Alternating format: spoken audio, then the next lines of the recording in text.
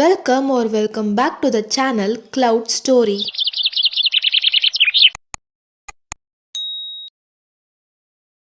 Use our headphones for better experience. நம்ம இப்போ blue spring ரைடோட episode 10 தான் பார்க்க போகிறோம். ஏற்கனவே போட்ட எபிசோட்லாம் பார்க்கலன்னா போய் பார்த்துட்டு வந்துடுங்க. அப்போ தான் இந்த எபிசோட் உங்களுக்கு நல்லா புரியும். நேற்று எபிசோடில் ஃபுட்டாபா கிளாஸ் எடுக்க வந்த கோவியும் யூரியும் கூப்பிடலான்னு சொல்லிட்டு வந்திருப்பா. பார்த்தா அவங்க 2 பேரும் ஒரே ரூம்லேருந்து வந்திருப்பாங்க. கோ எதுவுமே சொல்லாமல் அமைதியாக போயிடுவான். ஃபுட்டாபா யூரி கிட்டே கேட்பா ஏதாச்சும் நடந்துச்சான்னு சொல்லிட்டு. யூரி சொல்லுவா இல்லை எதுவுமே நடக்கலன்னு சொல்லிட்டு போயிடுவா. அவளும் உனக்கு கொடுக்குற ரியாக்ஷனில் பார்த்தா எதுவும் நடக்காத மாதிரியே இல்லையே அப்படின்னு சொல்லிட்டு ஃபுட்டாபா மனசுக்குள்ளே யோசிப்பா. இப்போ வாங்க நம்ம இன்னைக்கு எபிசோட்குள்ளே போகலாம். எல்லாரும் மேலே போயிட்டு படிச்சுட்டு தான் இருப்பாங்க. ஆனா ஃபுட்டாபா கவனம் படிப்புல இல்ல. கோவுக்கோ யூரிக்கோ என்ன நடந்திருக்கும் அப்படின்னு சொல்லிட்டு தான் யோசிச்சுட்டு இருக்கா. ஃபுட்டாபா யூரிய பார்த்தா யூரி இதை பார்த்துட்டு டக்குன்னு திரும்பிட்டா. யூரி இந்த மாதிரி பண்ணதை பார்த்து ஃபுட்டாபா யோசிப்பா, அச்சோ மறுபடியும் ஐ கான்டாக்ட் அவாய்ட் பண்ணிட்டாலே, ஒருவேளை 2 பேர்ல யாரோ கன்ஃபர்ஸ் பண்ணிட்டாங்களோ, இல்லைன்னா ஒருவேளை கிஸ் பண்ணியிருப்பாங்களோ. சாச்சா இருக்காது, நான் தான் தேவையில்லாம யோசிச்சுட்டு இருக்கேன். ஐயோ என் மண்டியே வெடிச்சிடும் போல இருக்கே, இல்லைனா இப்படி இருக்குமோ, ஒரு வேளை கோக்கு யூரிய பிடிச்சிருக்குமோ அப்படின்னு சொல்லிட்டு ஃபுட்டாபா இதெல்லாம் போட்டு யோசிச்சுட்டு இருக்கா. அப்போ கொமினாட்டோ கோ கிட்ட கேட்பான், டே நீ எல்லாத்தையும் சீக்கிரமா புரிஞ்சுக்கிறியா, அப்புறம் ஏன்டா கம்மி மார்க் எடுக்கிற, ஒரு வேளை நீ கிளாஸை கவனிக்காததுனால கம்மி மார்க் எடுக்கிறியா, இல்லைன்னா உனக்கு படிக்கவே பிடிக்கலையா அப்படின்னு சொல்லிட்டு கேட்பான். எனக்கு படிக்க பிடிக்காதுன்னு இல்லை, ஆனால் படிக்கிறதுக்கான அவசியம் இல்லை. ஆமாம்ல, எனக்கு படிக்கிறதுக்கான அவசியமே இல்லை, அப்புறம் எதுக்கு நான் இவ்வளோ கஷ்டப்பட்டுட்டு இருக்கேன் அப்படின்னு சொல்லிட்டு கோ சொல்லுவான்.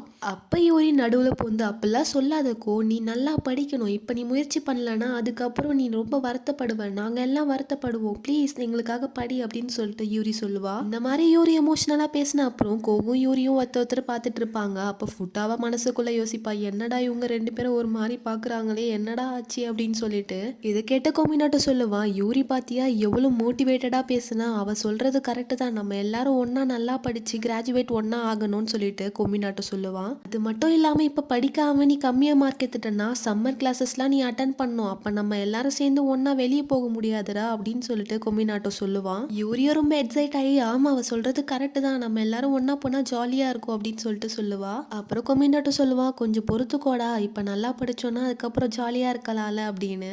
இதெல்லாம் கேட்டு கோ சொல்லுவான், சரி படிக்கலாம், ஆனால் இப்போ வேணாம், இப்போ எனக்கு டயர்டாக இருக்குது, எல்லாரும் வீட்டுக்கு போங்கன்னு சொல்லிட்டு சொல்லுவான். அப்புறம் எல்லாரும் சேர்ந்து வீட்டுக்கு நடந்து போயிட்டு இருப்பாங்க. அப்போ கொமினாட்டோ சொல்லுவான், ஒரு வழியாக கோவை படிக்க வச்சாச்சு கொஞ்சமாச்சின்னு சொல்லிட்டு.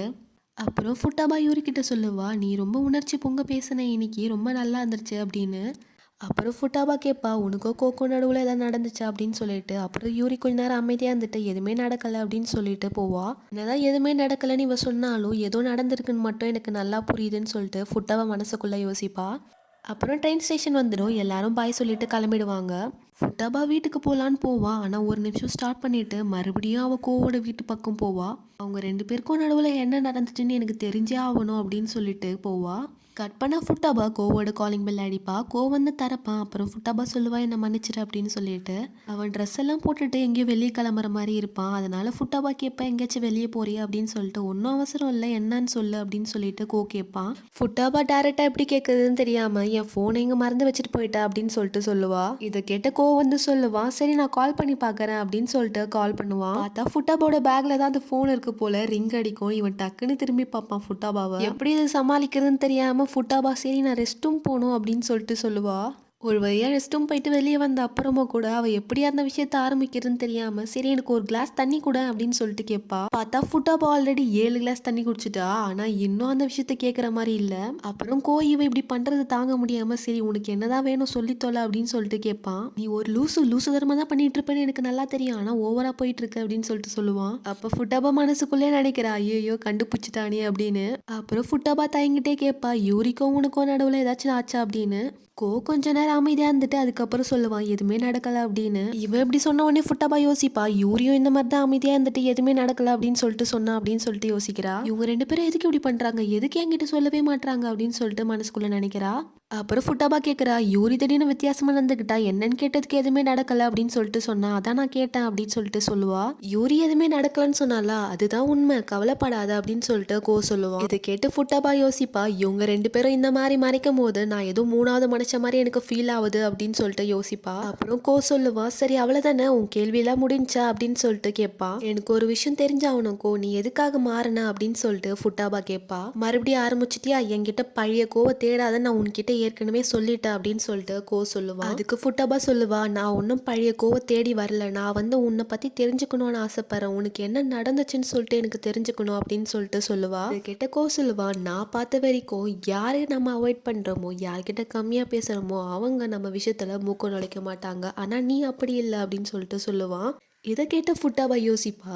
டாப்பிக்கை சேஞ்ச் பண்ண ட்ரை பண்ணுறான், நான் விடக்கூடாதுன்னு சொல்லிட்டு யோசிச்சுட்டு இருக்கும் போதே கிட்ட வந்து அவ கையை பிடிச்சி ஒரு ரூம்ல தள்ளி விடுவான். ஃபுட்டாபா வந்து கிட்ட கேட்பா, எதுக்கு இந்த மாதிரி தள்ளி விட்ட அப்படின்னு சொல்லிட்டு கேட்டுட்டு இருக்கும் போதே அங்க இருக்கிற ஒரு விஷயத்த நோட் பண்ணுவா. பார்த்தா கோவோட அம்மா இறந்துருப்பாங்க போல, அவங்க ஃபோட்டோ வச்சு பூலாம் போட்டிருப்பான்.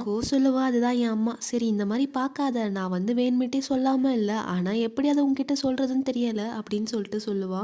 சொல்லுவா, எனக்கு நல்லா தெரியும் நீ இந்த மாதிரி தான் ரியாக்ஷன் கொடுப்பேன்னு சொல்லிட்டு, மகிட்டா யூரியோ இந்த மாதிரி தான் ரியாக்ஷன் கொடுத்தா அப்படின்னு சொல்லிட்டு சொல்லுவான். அப்போதான் ஃபுட்டாபாக்கே தெரிய வருது, யூரிக்கு கோவோட அம்மா இறந்து போன விஷயம் தெரிஞ்சதுனால தான் அந்த மாதிரி ரியாக்ட் பண்ணியிருக்கான்னு சொல்லிட்டு. யூரி எப்படி கோவோட விஷயத்த அவனோட பர்மிஷன் இல்லாமல் என்கிட்ட சொல்லுவா, அதனால தான் என்கிட்ட சொல்லாமல் விட்டுருக்கா போல. இதை புரிஞ்சுக்காம நான் அவங்க 2 பேருக்குள்ள ஏதோ நடந்திருக்குன்னு சொல்லிட்டு தப்பா நினைச்சிட்டேனேன்னு சொல்லிட்டு ஃபுட்டாபா யோசிக்கிறா. ஃபுட்டாபா கிட்ட மன்னிச்சிரு அப்படின்னு சொல்லிட்டு சொல்றா. வந்து கேட்கறா, எதுக்கு சாரி எல்லாம் கேட்கறேன்னு சொல்லிட்டு. அப்புறம் ஃபுட்டாபா யோசிக்கிறா, இவங்க 2 பேரும் மற்றவங்களோட ஃபீலிங்ஸை பத்தி ரொம்ப யோசிக்கிறாங்க, ஆனா நான் தான் ரொம்ப செல்ஃபிஷா இருந்துட்டேன் அப்படின்னு சொல்லிட்டு அழுவுறா. இதை பார்த்த கோவம், எப்ப பார் குழந்தை மாதிரி அழுதுட்டே இருக்க, சரி அழாத அப்படின்னு சொல்லிட்டு தலையை தட்டி கொடுக்குறான். ஃபுட்டாபா கோவோட சட்டை பிடிச்சிட்டு சொல்லுவா, நீ ஸ்கூலை விட்டு போக போறியா, எங்க எல்லாரும் விட்டு போக போறியா, எங்க எல்லாரும் கூட டைம் ஸ்பெண்ட் பண்றது உனக்கு பிடிக்கலையா, ஆனா எனக்கு உன் கூட இருக்கணும்னு ஆசையா இருக்கு அப்படின்னு சொல்லிட்டு அழுவா. இதை கேட்ட கோவம் ஃபுட்டாபாவோட கண்ணில் வந்து கண்ணீரை தொடச்சிட்டு அவ கணத்துல கை வச்சுட்டு ஒருத்தர் கண்ணை பார்த்துக்கிட்டே இருப்பாங்க. அப்ப சிவபூஜையில கரடி போந்த மாதிரி டனாகா ப்ரொஃபசர் வந்து என்ட்ரி கொடுப்பாரு. இவங்க இப்படி நின்றுட்டு இருக்கிறத பார்த்துட்டு டனாகா ப்ரொஃபசர் வெக்கப்பட்டுட்டே போய் ஒளிஞ்சுப்பாரு. அப்போ சொல்லுவா, நீ நினைக்கிற மாதிரி ஒன்றும் இல்லை, அம்மா இறந்து போன விஷயம் அவளுக்கு தெரிஞ்சு போச்சு, அதனால சமாதானம் பத்திட்டு இருந்தேன் அப்படின்னு சொல்லிட்டு சொல்லுவான். இதுதான் விஷயமா அப்படின்னு சொல்லிட்டு டனாகா ப்ரொஃபசரும் சோகமா சொல்லுவாரு. சரி எனக்கு டைம் ஆயிடுச்சு நான் கிளம்புறேன் அப்படின்னு சொல்லிட்டு போவான். இதை பார்த்த ஃபுட்டாபாவும், எங்க போற, மறுபடியும் அந்த இடத்துக்கு போலியே அப்படின்னு சொல்லிட்டு கேட்பா. சொல்லுவான், இன்னைக்கு நான் வேலைக்கு போகணும் அப்படின்னு சொல்லிட்டு. டனாகா ப்ரொஃபசர் வந்துட்டு, இன்னைக்கு வேலை இருக்கா உனக்கு, நான் ஒன்னு ட்ராப் பண்ணிட்டோமா அப்படின்னு சொல்லிட்டு கேட்பாரு. என்னெல்லாம் ட்ராப் ஆனா வேணாம், ஃபுட்டாபாவை மட்டும் வீட்டில் கொண்டு போய் விட்டுருங்க அப்படின்னு சொல்லிட்டு போயிடுவான். கோவம் வெளியே நடந்து வந்து ஃபுட்டாபா அழுததை யோசிச்சு பார்த்துட்டு இருக்கான். அவ கண்ணீரை தொடச்சதும் அதுக்கப்புறம் அவ கன்னத்துல கை வச்சதும் பத்தி யோசிக்கிறான். நான் எதுக்கு அந்த மாதிரி பண்ணனே தெரியலையே அப்படின்னு சொல்லிட்டு யோசிச்சுட்டு நடந்து போவான். இந்த பக்கம் ஃபுட்டாபா டனாகா ப்ரொஃபசர் கேட்டு கேட்கிறா, நீங்களும் கோவம் அவ்வளோ பேசிக்க மாட்டீங்களா அப்படின்னு சொல்லிட்டு. இதை கேட்டுட்டு அவர் சிரிக்கிறாரு. கட் பண்ணா கார்ல போறத காமிக்கிறாங்க. பட் டனாகா ப்ரொஃபசர் ஃபுட்டாபா கிட்ட சொல்றாரு, ஏன் மேல கோவத்துல இருக்கான், எங்க அப்பாக்கும் அம்மாக்கும் டிவோர்ஸ் நடக்கும்போது அவன் அம்மா கூட போக சூஸ் பண்ணான், அம்மாவை நல்லா பார்த்துக்கோன்னு சொல்லிட்டு கிட்ட நான் சொன்னேன். கஷ்டமான காலங்கள் வரத்துக்கு முன்னாடிலேருந்து அதை சுமந்துட்டு இருக்கான். அம்மாவுக்கு அந்த மாதிரி ஆனதுக்கு அவன் தான் காரணம்னு சொல்லிட்டு அவன் நினைச்சிட்டு இருக்கான். எங்க அம்மாவுக்கு உடம்பு சரியாம ஹாஸ்பிட்டல்ல இருக்கும் போது அப்பதான் எனக்கு வேலை கிடைச்சது, டீச்சர் வேலை. அதனால என்னால அடிக்கடி போயிட்டு அவங்கள மீட் பண்ண முடியல. அவங்கள மீட் பண்ண போகிற ஒவ்வொரு தடவையும் எங்கள் அம்மா ஒல்லியாகிட்டே போயிட்டு இருந்தாங்க. அதை என்னால் பார்க்கவே முடியல. அந்த ஹாஸ்பிட்டல் ரூம்குள்ளே போகிறதுக்கே எனக்கு பயமாக இருக்கும். எப்பயாச்சும் போய் பார்க்கும் போதே எனக்கு கஷ்டமாக இருக்குது. ஆனால் வந்து தினம் தினம் அந்த வலியை வந்து அனுபவிச்சான். அப்புறம் மிஸ்டர் டனாகா ப்ரொஃபசர் சொல்லுவார், வந்து ரொம்ப நல்ல பையன், ரொம்ப தன்மையானவன் சொல்லிட்டு. அதுக்கு ஃபுட்டாபா சொல்லுவா, எனக்கு ஆல்ரெடி தெரியும்னு சொல்லிட்டு. ஃபுட்டாபா இவர் சொன்ன எல்லா விஷயத்தையும் கேட்டு அந்த பக்கம் திரும்பி அழுதுட்டு இருப்பா. டனாகா ப்ரொஃபஸரும் இதெல்லாம் யோசிச்சுட்டு, ஆமாம் அவன் ரொம்பவே நல்ல பையன்னு சொல்லிட்டு மறுபடியும் சொல்லுவார். அதுக்கப்புறம் ஃபுட்டாபாவோட வீடு வந்துடும். டனாகா ப்ரொஃபஸர் அவளை இறக்கி விட்டுட்டு போயிடுவார். இறங்கின அப்புறம் ஃபுட்டாபா யோசிக்கிறா, அன்றைக்கி ஸ்டேஷனில் சொல்லியிருப்பான்ல, யார் மேலே அதிகமாக அனுபவிச்சாலும் அது வழியில தான் போய் முடியும்னு. அந்த மாதிரி எதுக்கு சொன்னான்னு சொல்லிட்டு ஃபுட்டாபாக்கு இப்போ தான் புரியுது. ஏற்கனவே அவன் அளவு கடந்து அனுபவிச்சிருக்க ஒருத்தங்களை அவன் கண்ணு முன்னாடி இழந்திருக்கான். அதனால தான் அவன் அந்த மாதிரி சொல்லியிருக்கான். இப்போ இந்த மாதிரி மாறினதுக்கு அந்த வலிகள் தான் காரணம். அவன் இன்னுமே இருட்டில் தான் நடந்துட்டு இருக்கான். என்னதான் வெளியே ரூடாக நடந்துக்கிட்டாலும் உள்ளுக்குள்ள அவன் ரொம்ப நல்ல பையன் எனக்கு நல்லா தெரியும்னு சொல்லிட்டு ஃபுட்டாபா யோசிக்கிறான். கட் பண்ணா ஃபுட்டாபா யூரி கிட்ட மன்னிப்பு கேட்டுட்டு இருக்கா. யூரி கேட்குறா, எதுக்கு சாரி கேட்குற அப்படின்னு. அதுக்கு ஃபுட்டாபா சொல்லுவா, அவங்க அம்மா பற்றின விஷயத்த என்கிட்ட சொல்லிட்டான். நீ எதுக்கு நான் கேட்டபோது எதுவுமே சொல்லலைன்னு எனக்கு இப்போ தான் புரியுது. அவனை பற்றின விஷயத்த அவன் பர்மிஷன் இல்லாமல் என்கிட்ட சொல்கிறது எப்படின்னு தெரியாமல் தான் நீ என்கிட்ட சொல்லாமல் விட்டுருக்க. நான் அவங்க 2 பேரும் பற்றியும் ரொம்ப தப்பாக நினச்சிட்டேன். எனக்கு சுத்தமாக பொறுமையே இல்லை. அதனால தான் நான் அவன்கிட்டயே போய் கேட்டுட்டேன். என்னை மன்னிச்சிரு யூரி அப்படின்னு சொல்லிட்டு சொல்லுவா. இதை கேட்ட யூரி சொல்லுவா, கவலைப்படாத ஃபுட்டாபா, எனக்கும் அதே மாதிரி தான் தோணும். நீயும் மபுச்சியும் எப்பப்போ ஒன்றா இருக்கீங்களோ அப்போல்லாம் எனக்கு ஜெலஸாக ஃபீல் ஆகும். நான் தான் சொன்னேன், நம்ம 2 பேரில் யாருக்கு கோக்கடிச்சாலும் நம்ம 2 பேரும் அதை ஏற்றுக்கணும்னு சொல்லிட்டு. ஆனால் என்னாலேயே அதை ஏற்றுக்க முடியல. அட்லீஸ்ட் அவன் அம்மா பற்றின விஷயமாச்சு எனக்கு மட்டும் தெரிஞ்ச ஒரு விஷயமா இருக்கணும்னு சொல்லிட்டு நான் நினச்சேன். அதனால தான் நான் உன்கிட்ட எந்த விஷயத்தையும் சொல்லலை. நீ என்கிட்ட இப்படி சாரி கேட்கும் போது என் மனசுக்கு கஷ்டமாக இருக்குது. என்னை மன்னிச்சிரு ஃபுட்டாபா, நான் வேணுமிட்டே தான் உன்கிட்ட அந்த விஷயத்த மறைச்சேன்னு சொல்லிட்டு சொல்லுவா.